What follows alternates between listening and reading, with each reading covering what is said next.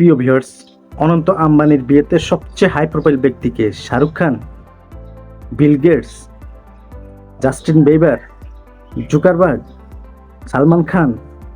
না, এরা কেউই নয়। অনন্ত আম্বানির বিয়েতে সবচেয়ে হাই প্রোফাইল ব্যক্তি হইল ভারতের প্রধানমন্ত্রী নরেন্দ্র মোদী।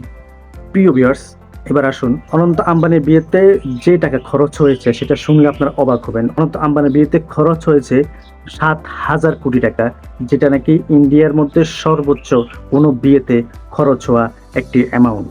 প্রিয় ভিউয়ার্স, এবার আসুন, আমি বলেছিলাম যে একটি বিয়ে গোটা ভারতকে কাঁদিয়েছে। সেটা হচ্ছে গোটা ভারতের মধ্যে একটা জিনিস চিন্তা করুন, আজকে এতগুলো টাকা একটি বিয়েতে খরচ করা হয়েছে। এই পরিবারটির এমন তো অবস্থা হতে পারে পৃথিবীর সমস্ত টাকা দিয়েও তার সেই সমস্যা বা তার সেই অসুস্থতা দূর করা সম্ভব নয়। তো আসলে আল্লাহ সুবহানাহু ওয়া তাআলা মানুষকে সম্পদ দান করেন, তো সম্পদটা কিন্তু বুঝে শুনে দান করা উচিত। মুকেশ আম্বানির যে বাড়ি, সে বাড়ির পাশেই কিন্তু পথে অনেক গরিব অসহায় মানুষ থাকে। ভারতের মধ্যে অনেক অসহায়, অনেক দরিদ্র, অনেক গরিব মানুষ রয়েছে। এত টাকা এই বিয়েতে খরচ না করে যদি গরিব দুঃখীকে এর কিছু টাকাও দান করা হতো, তাহলে গরিবরা একটু শান্তি পেত, দুমুঠো ভাত খেতে পারত, একটু শান্তির ব্যবস্থা হতো। এরা কিন্তু পারে যে ভারতের মধ্যে কিন্তু বহু অসংখ্য মানুষ আছে যারা অত্যন্ত গরিব, অসহায়, ঘর নেই, বাড়ি নেই।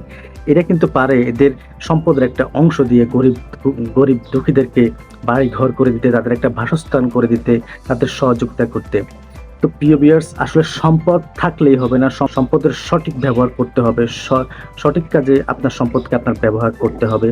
তো আসলে সবচেয়ে বেশি যে সমস্যা যে আমাদের সমাজে অনেক মানুষ কিন্তু গরিব, অসহায়, তারা দুবেলা দুমুঠো খেতে পারে না, ঘর নেই, বাড়ি নেই।